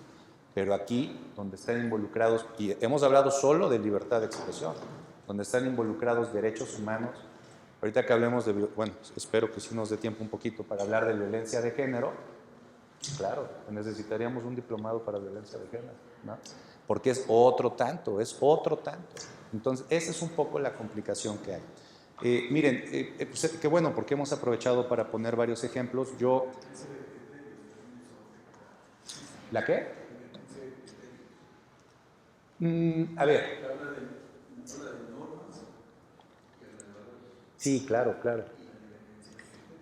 Sí, el tema, claro, a ver, el tema de los valores en sí mismo implica que ya puedes interpretar, que es tan general, pues, insisto, es justo lo que hablábamos ayer, es tan general que para que un valor tenga lógica en su aplicación, pues tú necesitas analizarlo y necesitas interpretar y necesitas determinar, ya desde ahí. Luego viene, claro, la posibilidad de la divergencia de criterios, que, digamos, un poco para enfocarnos a lo del ámbito de modelo de comunicación política, ¿no? Tienes muchas posibilidades de divergencia de criterios. Tienes Si nos vamos al ámbito local, una primera posibilidad. Si nos vamos al ámbito regional, la segunda. Si nos vamos a la sala especializada, la tercera. Sala superior, la cuarta. Y en algunos casos, porque claramente está involucrado por la materia, la Suprema Corte quinto, ¿no? Pero dentro de cada uno de estos espacios, la diferencia de criterios entre cada uno de los integrantes de los órganos, ¿no? Ahora, fíjate que yo, más que verlo como un problema, digamos en lo individual, lo veo como una posibilidad de encontrar la solución correcta. O sea, me acuerdo mucho que cuando entré al tribunal, que fue mi primera experiencia en Poder Judicial, en 2005, quien era mi coordinador de ponencia me decía, nunca dejes de preguntarte el porqué de las cosas. Entre más preguntas que te hagas, más cercano vas a estar de la respuesta correcta, ¿no? Pienso un poco en esto. O sea, si por ejemplo, siguiendo este caso que les ponía, la magistrada Gaby dice que los servidores públicos son recursos y yo digo que no, necesariamente tengo que escuchar su posición, entender su posición, pensar su posición y, para poder llegar a una decisión. Ya si no coincidimos, pues no pasa nada. Pero si coincidimos, pues es una posición robustecida. Bueno, ¿dónde sí vería un problema? Y también lo platicábamos un poquito ayer. Cuando frente a la misma materia existe esta diferencia de criterios, o incluso frente a los mismos hechos, porque entonces es donde, o sea, la lógica de certeza y de predecibilidad que debe tener un órgano jurisdiccional se rompe, ¿no? Y entonces yo por eso les ponía ayer el caso de los temas de violencia de género. De violencia de género conocen las 5 salas regionales y conocemos nosotros. No ha habido, eso también tengo que decirlo, por lo menos no lo tengo identificado, algún asunto en donde haya pronunciamientos contradictorios. Pero claramente si son 6 instancias resolviendo lo mismo, se abre un espacio para que eventualmente se puedan dar. Y ahí sí habría un riesgo. Claro, son riesgos, digámoslo así, controlados, porque frente a la divergencia de criterios existen las contradicciones de tesis que resuelve una instancia superior y que finalmente te dicen cuál es la posición última que debes tomar en relación con un tema, ¿no? O sea, el sistema no es malo, es perfectible desde luego, pero, insisto, sería un poco como lo veo. ¿Sabes incluso a qué le veo más riesgo? Hombre, más riesgo, quizá la palabra no es correcta, pero primero a la enorme cantidad de posibilidades que hay hoy con el sistema de comunicación política, con el modelo de comunicación política. O sea, con los medios que hay. Eso sí me parece un riesgo enorme, porque ya hemos platicado un poquito, no hay regulación en redes, en fin. Respondemos a un sistema o a un modelo normativo que no es para redes sociales. Pero más, o sea, todavía más que este riesgo, al que no, digamos, veo un riesgo mayor a que no atendamos estas cuestiones que se nos están presentando y que evidentemente ponen de manifiesto ciertos espacios en donde hay que trabajar. ¿Para qué? Diría yo, pues para reducir el margen de acción, pues déjenme lo digo así, política, y aumentar en cambio el espacio de certeza normativa. O sea, yo lo que creo es que todos los procesos electorales y ahora los procesos de participación ciudadana nos dejan muchas enseñanzas, pues por lo que se conoce en la práctica, ¿no? Cada proceso es distinto. Y sí creo que deberíamos aprovechar esas oportunidades para afianzar los sistemas o el sistema y los modelos que tenemos. Si no lo hacemos, ahí sí encuentro un riesgo. Porque si empezamos a desconocer la ley o empezamos a encontrar espacios para, digamos, encontrar espacios que no tengan respuesta para hacer algunas cuestiones fuera de la norma, estamos generando pues también áreas de descontrol, lo voy a decir así, de descontrol. Entonces pienso, por ejemplo, en este asunto del verde, que les estoy platicando desde ayer, que lo conocen bien. Otra vez, ¿no? Los influencers, y digo otra vez porque ya van 3 resoluciones. 3 resoluciones de instancias judiciales en donde se dice que esas conductas no son correctas. 2015, si no estoy mal, hubo algún tema en un mundial, si no mal recuerdo, en un partido que jugaba México, si no estoy mal, que salieron los de la selección y decían voten por el verde, en fin, ¿no? Y ahora la última, esta última en donde 90, 100 personas que nunca lo habían hecho, salen y dicen, es que el verde, sus propuestas, qué gran alternativa, qué gran posibilidad, miren, yo coincido con esto, con lo otro y con aquello. Y no hay ni una huella. Y no hay ni una huella. Pero además, la sanción es hacia sus prerrogativas. Y las prerrogativas vienen del dinero público. No es que no les duela, pues claro, ¿no? De las prerrogativas es de donde funcionan. Yo esta vez propuse en este asunto, que además fue mío, propuse que hubiera otro tipo de sanciones. Sanciones para los influencers en específico. Pues a ver, yo eso es lo que quería. La verdad es que al final la sentencia no quedó como a mí me hubiera gustado, pero bueno, pues son los órganos colegiados y es la posición mayoritaria. Yo decía para el caso de los influencers, por ejemplo, que pusieran en sus redes, porque además deben saber que los influencers decían que no son influencers, que ellos no reciben dinero de esa actividad. Entonces yo pensé, pues muy bien, si no reciben dinero, pues bajémosle las cuentas, no les va a afectar nada. Pero estuvieron involucrados en una conducta indebida. Y acuérdate, lo platicábamos ahorita al principio, que nosotros podemos sancionar a personas físicas, aunque no sean servidores públicos y no sean partidistas, en fin, que cometan alguna conducta irregular. ¿Cuál fue esta conducta irregular? Violar la veda electoral.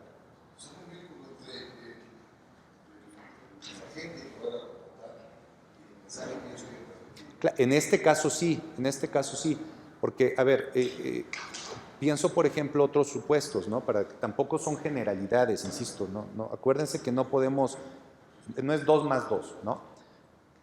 Hubo otras personas físicas, Alarraqui fue uno y el Chumacero fue otro, que en veda publicaron artículos, Alarraqui en el Universal y el Chumacero no me acuerdo en dónde, que hacían pronunciamientos relacionados con el proceso electoral y con la jornada electoral. Pero a ellos no los sancionamos, porque finalmente ellos son periodistas y estaban dando una opinión y estaban haciendo uso de esta libertad de expresión. Pero aquí, en el caso de los verdes, sí entendimos que fueron un vehículo. ¿Por qué? Por un poco lo que decíamos ayer, hubo una lógica orquestada. O sea, un poco lo que les platicaba. No hay un guión como tal. Pero si se ponen a revisar los comentarios, tienen las mismas líneas. Son como 5 ejes temáticos, más o menos, comunes. ¿No? O sea, 20 hablaban de uno, 20 hablaban del otro, así. Pero los 5 ejes temáticos tenían relación con la propuesta de campaña del Partido Verde, ¿no? Y además, como les decía, una persona dijo que le habían pagado y teníamos un contrato. Y bueno, en fin, hicimos esto de las varitas que les digo, ¿no? Juntamos todos los elementos que pudimos. Por eso es que aunque sean personas físicas, determinamos responsabilidad. Porque de otra forma, entonces ya encontraron el caminito. Siempre se van a apoyar en personas físicas a las que no puede sancionar, ¿no? O sea, voy a decir un caso extremo, no tiene nada que ver, pero me vino ahorita a la cabeza como ejemplo. Acuérdense de esta etapa en España en donde había este grupo separatista, ¿no? El ETA. Y entonces, ¿qué hacía ETA? Utilizaba a jóvenes, a chavos que eran menores de edad y que no podían ser, para hacer sus actos terroristas, y que no podían ser juzgados con la misma intensidad que un adulto, ¿no? Pues porque no eran sujetos imputables. Digo, insisto, es un caso extremo y que no tiene nada que ver, pero un poco creo que la lógica sirve para ejemplificarlo. Entonces, no, es que como eres persona, a ti no te puedo hacer nada. A ver, vamos a ver, tengo que decirles que esto que les estoy platicando es lo que resolvimos en sala regional. El asunto está impugnado en sala superior, Vamos a ver qué es lo que dice sala superior. Yo solo les estoy dando las razones por las que, digamos, esenciales por las que consideramos esto. No puede ser que los influencers no hubieran tenido conocimiento ¿no? De que estaban haciendo una campaña orquestada, primer punto. Segundo punto, es absolutamente irrelevante si sabían que esa campaña era ilegal o no. Acuérdense de este principio jurídico: la ignorancia de la ley no exime su cumplimiento, ¿no? En fin, hay supuestos que nos permiten, según yo, llegar a la conclusión de que los influencers también debían ser sancionados. ¿Cómo se establecen las sanciones o cómo se establecieron las sanciones? Pues en temas económicos, ¿no? Presentaron sus declaraciones en cero, pero entonces hicimos ahí una propuesta de imponer sanciones dependiendo de lo que habían manifestado. O sea, los que manifestaron en cero, se les impuso una sanción creo que de 4,000 pesos. O sea, realmente, sí, exacto. Exacto, te salió del alma. Sí, una sanción muy menor, y el influencer que sí presentó su declaración y que tenía muchos más ingresos, creo que fueron 200,000. Yo quise esto de que se le bajaran las redes, no me apoyaron. Luego quise que pusieran un desplegado en donde dijeran que habían violado la ley y no sé qué. Yo lo quise poner como parte de la sanción. Luis y Gaby lo pusieron más bien como medidas de reparación. Vamos a ver si eso pasa o no. Y luego ya se impuso una sanción al partido. Mi lógica y mi propuesta fue que, como era una conducta en un proceso concurrente que involucraba prácticamente a todos los estados, pues que hubiera una reducción de un porcentaje del financiamiento, tanto federal como de las entidades federativas, que creo que eran como 90 millones de pesos o una cosa así. Al final ellos no aprobaron esa propuesta y solo se fueron al financiamiento federal, y el monto es parecido, ¿no? A lo mejor 70, una cosa así. Pero bueno, sigue siendo sobre recursos públicos, ¿no? Entonces, un poco cómo inhibes una conducta que ya sabes que está mal, que ya has dicho que está mal, porque además ese es otro, evidentemente fue reincidente. O sea, si ya lo habíamos dicho y ya lo habíamos sancionado, pues hizo o cometió una reincidencia, ¿no?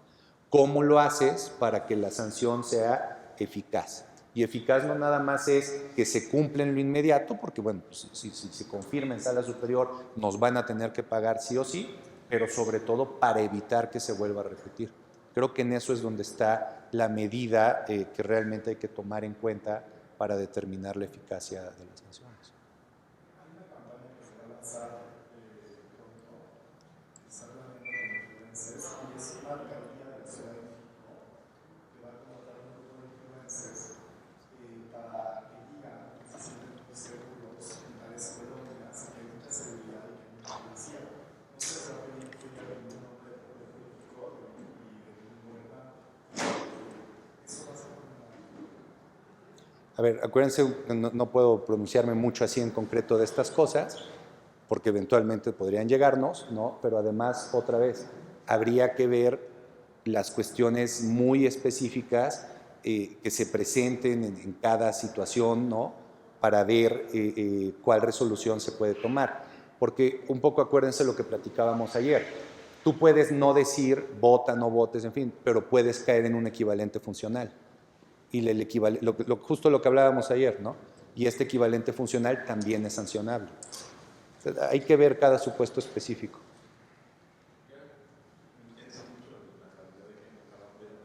Nada más elementos que informan la aplicación de estas sanciones. Tenemos elemento personal para Las conductas. para acreditar.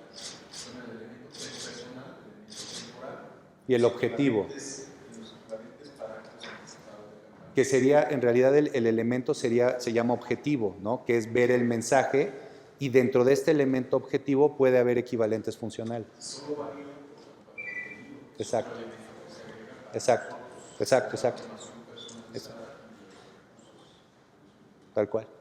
Y en esta lógica del elemento objetivo, no se les olvide que hay que ver el contexto, ¿no? O sea, no es nada más lo que se dijo, sino en qué circunstancias se dijo. Y esa es la conducta, porque la sanción tiene otros elementos, ¿no?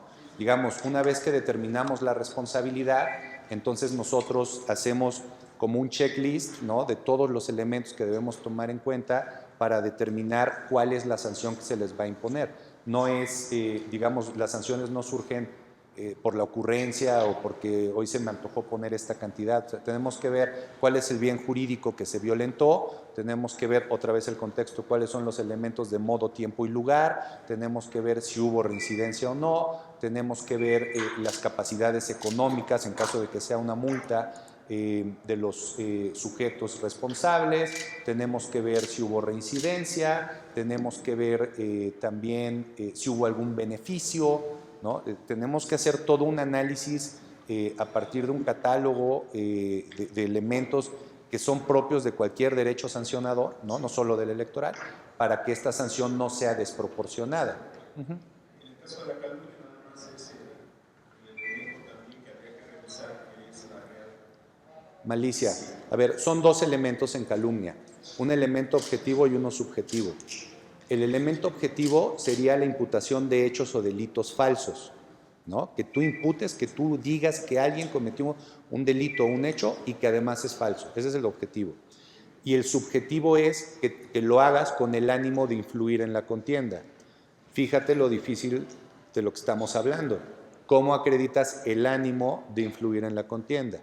Bueno, pero aquí hay otra cuestión. Otra vez los detalles y otra vez las particularidades. Adelante, nada de nada. Y otra vez las particularidades, ¿no? A ver, bueno, para no poner mejor ejemplos concretos, porque no me acuerdo ahorita de alguno ya resuelto, pero lo que quiero decir es distinto un hecho o un delito falso a una opinión.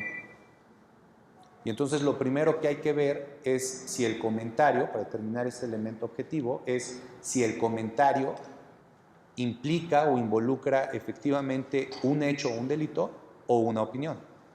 Porque si solo es una opinión, ya no cumpliste el primer elemento. Y eso no puede ser calumnia. Una opinión es un punto de vista, es una forma de pensar, es una idea, es una posición, pero eso no es un hecho o un delito falso, ¿no? Alguna conducta sí puede ser un hecho. El delito es mucho más fácil, ¿no? Pero alguna conducta sí puede ser un hecho. Entonces, primero hay que ver si es opinión o conducta.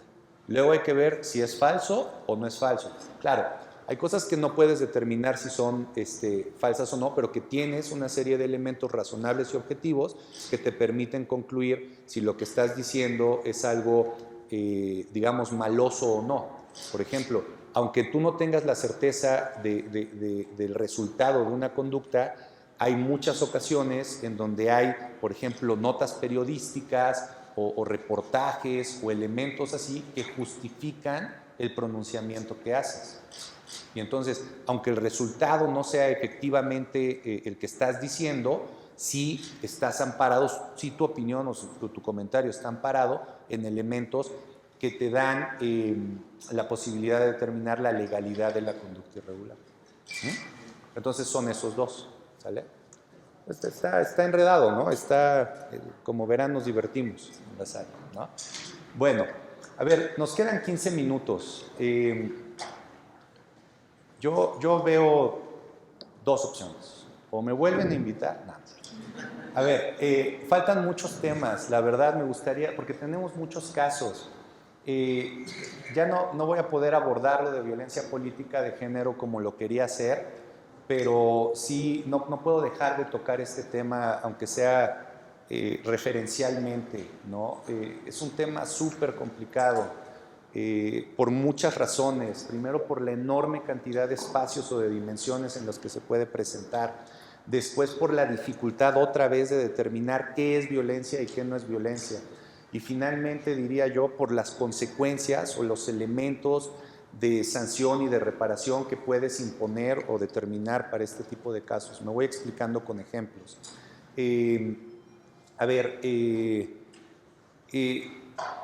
Tipos de violencia, insisto, hay muchos, ¿no? Económica, psicológica, sexual, física. Hay una que se llama vicaria, ¿no? cuando utilizas como referencia algún objeto o persona que es valiosa para ti, en fin, hay muchos espacios de violencia. Y hay muchos espacios de violencia, aquí ya voy un poquito caminando al segundo punto, hay muchos espacios de violencia que se pueden presentar en el ámbito electoral y que no necesariamente son violencia política, o sea, violencia de la que nos toca conocer a nosotros. Aun cuando se den, no es un tema de momentos, aun cuando se den dentro de un proceso electoral, ¿no? No necesariamente son violencia política. ¿Por qué? Porque la violencia política, conforme a lo que ha determinado la Sala Superior, implica un impacto específico al ejercicio de los derechos político-electorales, ¿no? O al desarrollo de un proceso, ¿no? Pero tiene que existir este impacto. Si no hay este impacto, puede ser violencia en general, pero no nos tocaría a nosotros. ¿Qué es lo que nos ha dicho Sala Superior? ¿No? Pues en este ánimo de cubrir adecuadamente o proteger adecuadamente a las mujeres y garantizarles este derecho a una vida libre de violencia, lo que nos han dicho es que cuando identifiquemos una violencia que no sea política, de todas formas digamos que es existente y la mandemos a la instancia que corresponde, ¿no? Bueno. Ahora, Rosario Robles. Todos sabemos la historia de Rosario Robles. Está detenida, está en un proceso... Sí. Es que varía. O sea, podría ser... déjenme, les platico un par de casos y ahorita concluimos eso. Está sujeto a un proceso penal. No se ha determinado su culpabilidad y aparece de pronto en un canal, en un promocional de unos partidos políticos en donde la muestran, entre otras personas, como imagen de la corrupción y denuncia violencia política en razón de género. ¿Es violencia política? Digo un poco porque no nos va a dar tiempo la discusión, pero ¿cuál es el derecho político electoral vulnerado? ¿Cuál es el impacto al proceso? Rosario Robles no está participando en un proceso penal. Rosario Robles no es candidata de algún partido político o algún cargo público. ¿Es violencia política? Correcto. Entonces, en principio, no. Ahí va otro. Les decía ayer, la mujer que murió. Ahí el problema inicial sería, si una mujer murió, ¿es necesario analizar si hubo violencia política en su contra? Ella denunció. Hay una serie de manifestaciones que se hacen y dice ella que son violencia política en su contra. Era diputada, si no estoy mal. Y durante el desarrollo del proceso muere. ¿Su muerte es derivada de esa violencia? No. Murió de COVID. En principio eso sería la lógica, ¿no? Porque...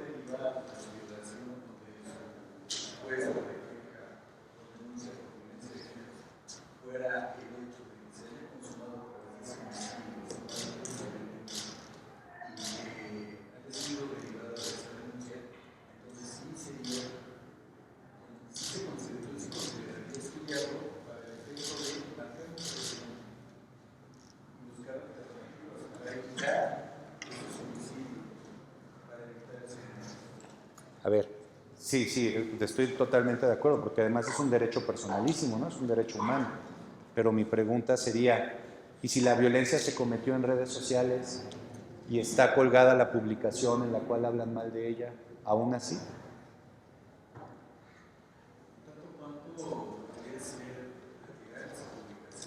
Pero entonces habría que analizar si hay violencia. Sí, ¿no?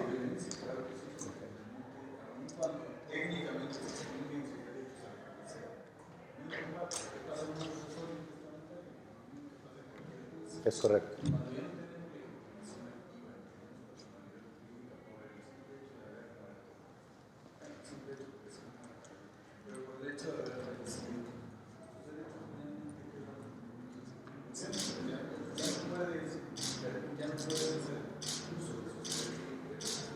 Sí, aunque en principio, como bien dijiste, ¿no? Aquí como estaba, digamos, tenemos otra vez, ¿no?, los detalles, tenemos esta particularidad de que era en redes sociales y estaba colgado y digamos, podía trascender a su legado, a su recuerdo, en fin, ¿no? Pues en principio nos colocaba en otra posición. Pero además hay otro tema. A ver, son derechos personales, sin duda, a la sociedad, claro, claro, claro. Y como órgano que se encarga en última instancia de revisar estos temas, ¿no?, el tribunal, no hablo de la sala en general, en específico, el tribunal está obligado a tutelar debidamente los derechos. Bueno, entonces, les tengo que contar otra cosa. Sí se estudió, sí se hizo el análisis, pero no se determinó que era violencia política de género. O sea, al final fue un elemento, digamos, de procedencia y de estudio, aunque no se concluyó que hubiera violencia. Ahorita regreso a esto. Tercer caso rápido. En un proceso electoral sale una candidata y entonces las personas de redes sociales, no otros actores políticos, no otros candidatos, las personas que vieron una publicación de esta mujer en redes sociales, dicen, parece una chicatana. Chicatana es una hormiga que sale en la época de lluvias en Guerrero, que es de color muy negro y que tiene, digamos, es como muy redondita. Parece una chicatana. Eso es violencia.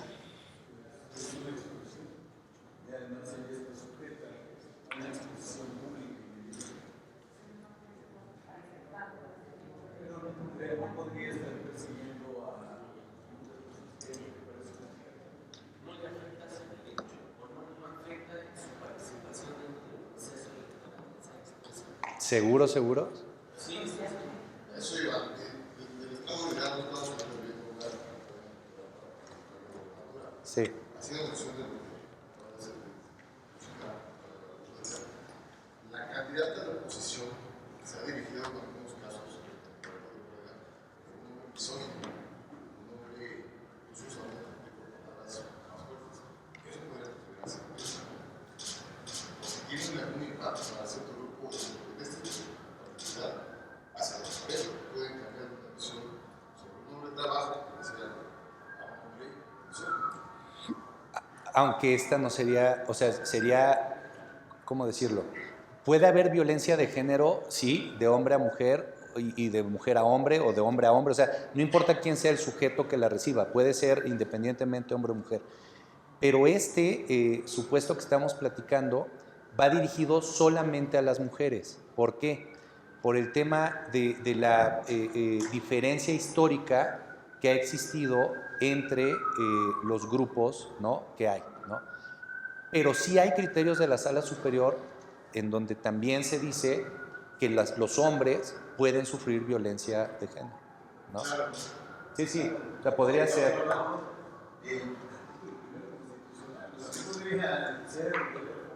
Pero esto que estamos hablando, sí, puede ser. Pero esto que estamos hablando es una protección reforzada para las mujeres, acuérdense, por la situación específica que se vive. A ver, chicatana, entonces, ahí lo dejo tantito, ¿no? Bueno, voy al otro. Que acaba de pasar y que seguro todas y todos escucharon.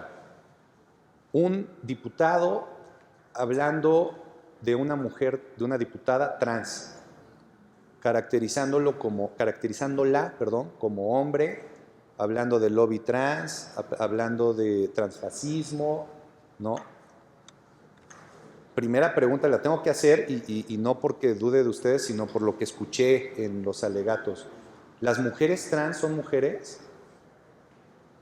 ¿Sí? Sin duda. Muy bien, yo también lo creo. Son mujeres que además tienen una interseccionalidad. No solo son mujeres trans. Entonces han sido discriminadas como mujeres y como mujeres trans. O sea, no es un tema menor, pero bueno. Y estas expresiones impactan en los derechos político-electorales o forman parte, porque esto también lo saben, del debate parlamentario. Porque todo esto fue en el marco de la discusión de una iniciativa de ley. Y esto tiene que ver con lo que decíamos de la muerta. Porque entonces, ¿es violencia solo contra la diputada que sufrió o que recibió estas agresiones? O contra, bueno, de la muerta soy horrible, de la mujer que murió, perdónenme. No solo contra la mujer que sufrió estas agresiones, sino contra todo un colectivo, ¿no? Bueno. Último ejemplo, y me voy a lo que sigue. Lo dejo aquí en el imaginario. No sé si ya tuvieron clase de violencia política o si van a tener, pero si van a tener ya tienen un montón de elementos. Me voy al último.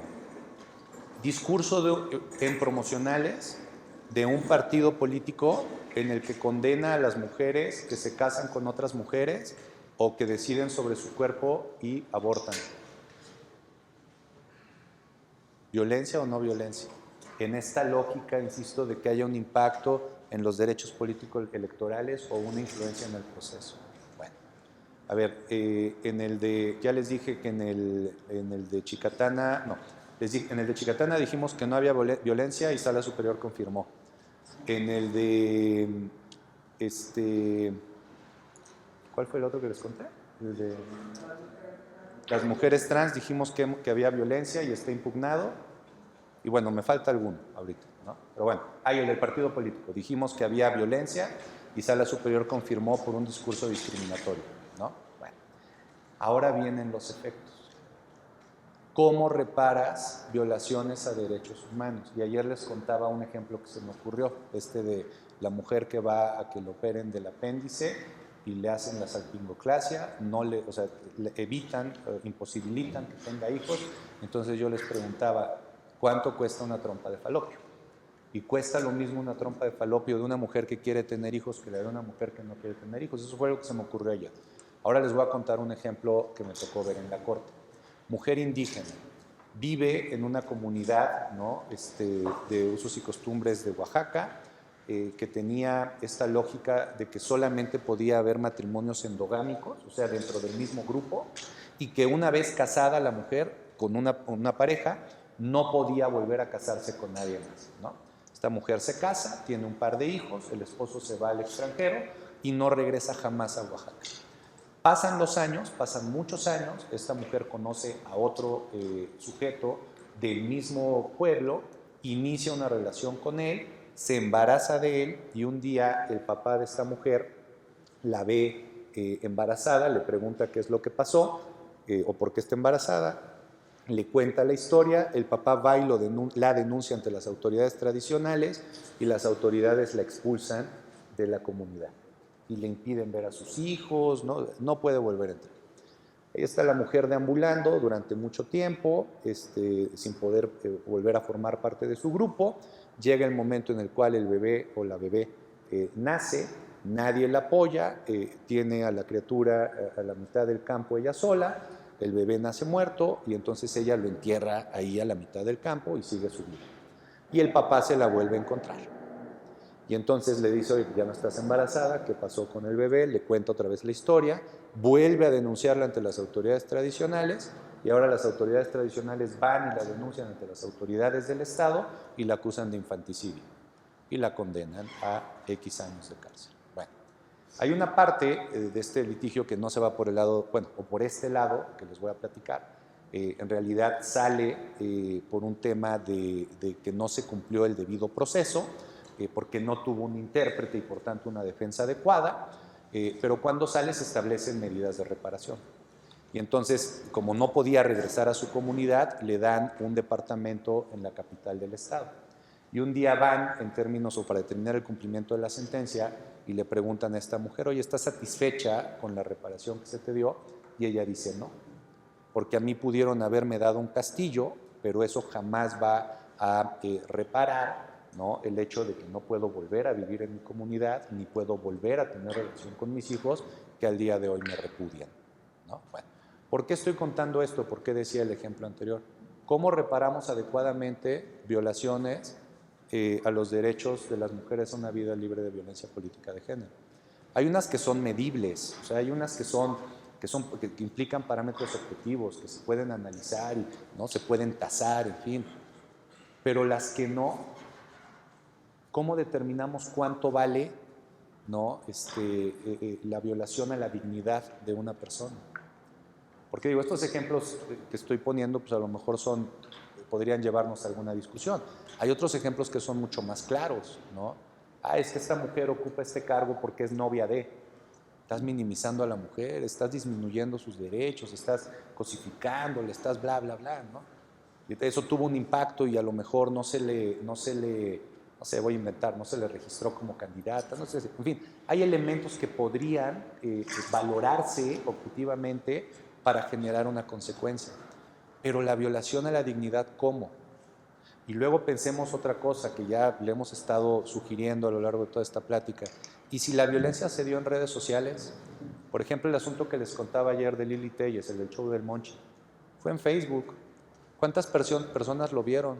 ¿Cuántas personas lo reprodujeron? ¿Cuántas personas lo compartieron? ¿Cómo tasas eso?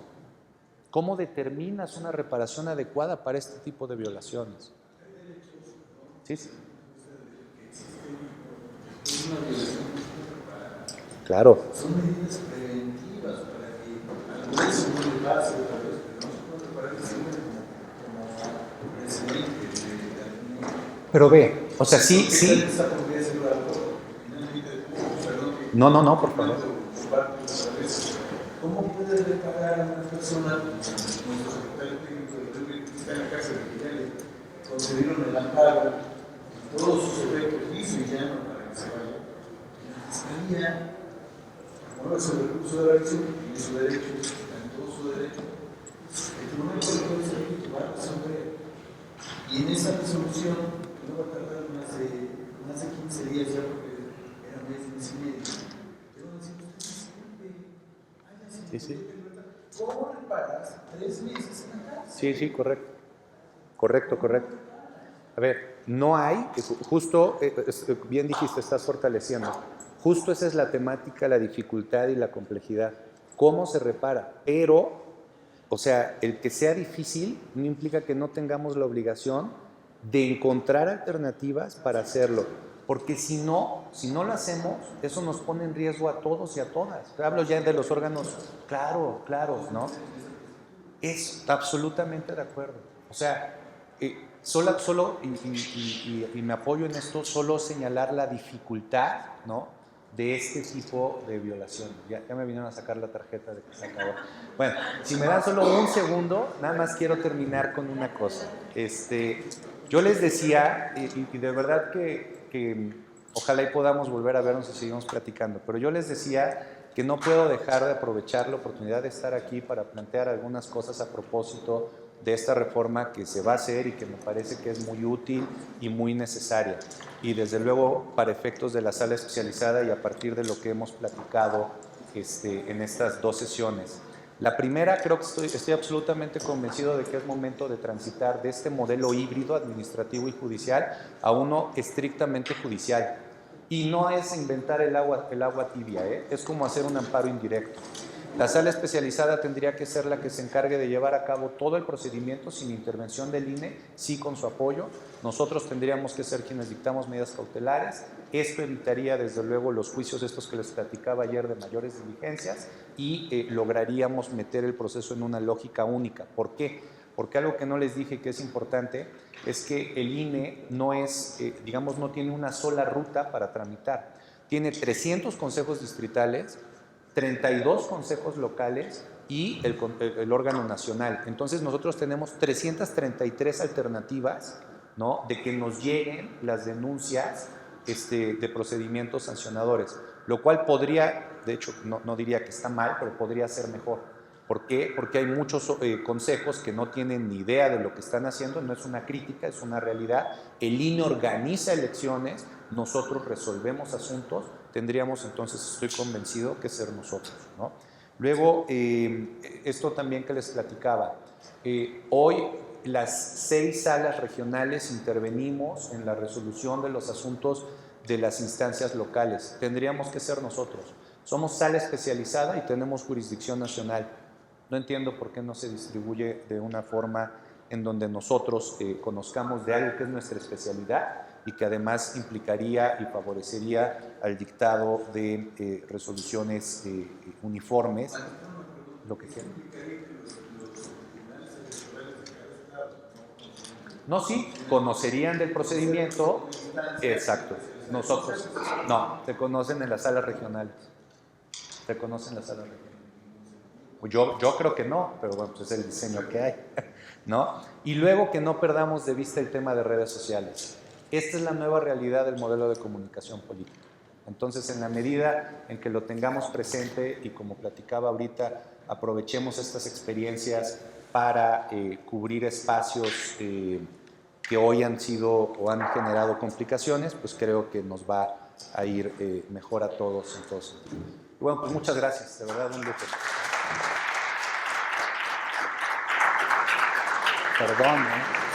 Perdón que me tomé 2 minutitos. Por favor. Un minutito les pido a todos.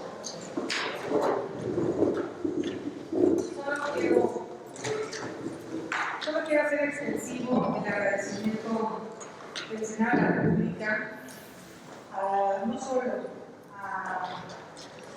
al tribunal que estamos haciendo esta capacitación, sino a todos y a todas ustedes. Yo sé que hacen un gran esfuerzo por estar presentes, por todo lo que tenemos en la permanente, pero este tema es el, no me dejarán mentir, que es lo que viene, es un tema complicado y necesitamos estar preparados de cualquiera que sea nuestra trinchera para poder intervenir, hablar y defender principios, valores y pues de donde cada uno tenga que estar.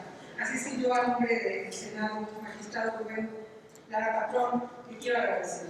Quiero agradecer esta participación, igual al tribunal y a todos los que lo componen, porque hoy tuvo mucho rating su clase. Creo que están todos aquí, no se han levantado todavía para salir corriendo sus actividades, y eso quiere decir que el tema que trataron hoy, procedimientos especiales sancionador, fue de interés y es usted un buen maestro. Así es que le vamos a dar un aplauso y quiero entregarle esta representación.